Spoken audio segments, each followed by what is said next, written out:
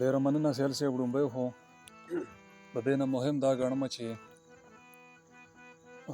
دا میلمانه دا درانه پښتانه راغلي دي او دا وخت یې رابخلی دی، دا مینه یې رابخلې ده. نو د ټولو میلمنو ډېره زیاته شکریا او مننه. خوشحاله اوسئ،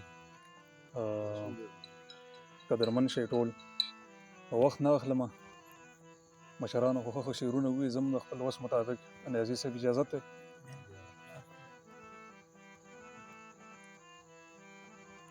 هغه ګرم نه دی که په ما پسې خبرې کوي.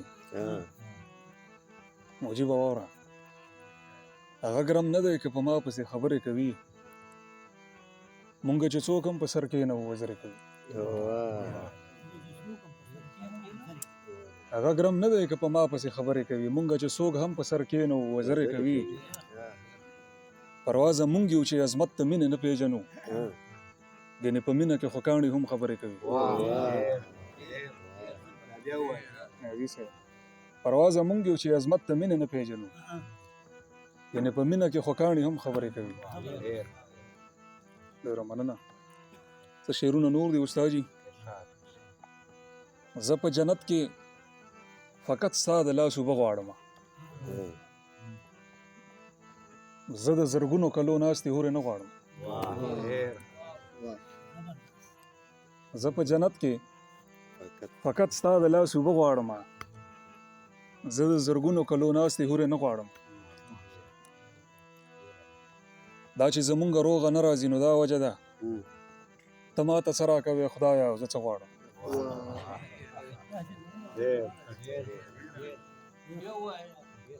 حاجي صاحب تاسو ته ډالۍ دی.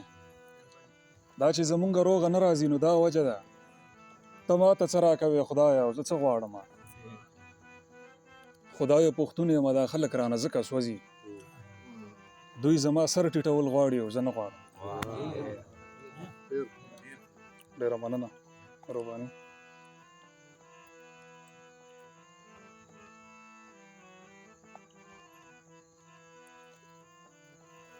نازي صاحب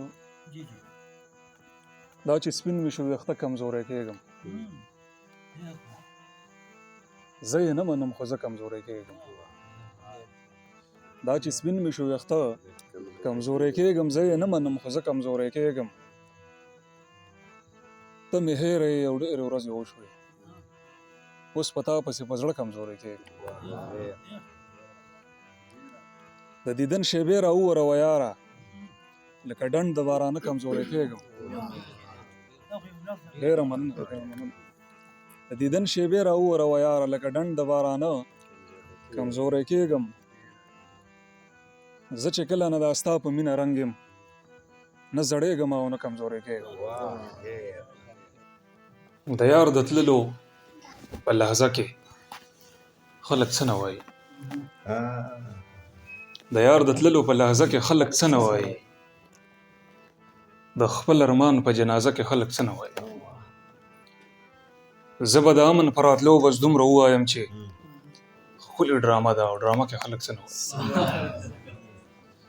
زه به د امن په راتلو بس دومره ووایم چې ښکلې ډرامه ده او ډرامه کې خلک څه نه وایي. انکر منکر که ما په دې نیسي ناکام یې واخله، ژوند خو نشه ده او نشه کې خلک څه نه وایي. زندګۍ ته بندوبست کول پکار دي، بېوسۍ ته بندوبست کول پکار دي. دا جنۍ د هر چا سترګو کې پرېوتې، دې جنۍ ته بندوبست کول پکار دي. دا جنۍ د هر چا سترګو کې پرېوتې، دې جنۍ ته بندوبست کول پکار دي. د خانانو سرسایه په ختمېدو ده، مزدورۍ ته بندوبست کول پکار دي. زلمي رونه رانه خوري دا څویم کال دی، دې بدۍ ته بندوبست کول پکار دي. او ماشومتوب خو د کباړ په غم کې تیر شو، اوس ځوانۍ ته بندوبست کول پکار دي. ماشومتوب خو د کباړ په غم کې تیر شو، اوس ځوانۍ ته بندوبست کول پکار دي.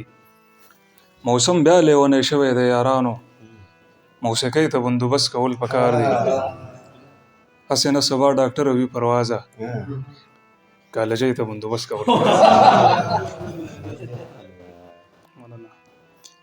تاسو باندې دا شعرونه خلک ځکه دا وایم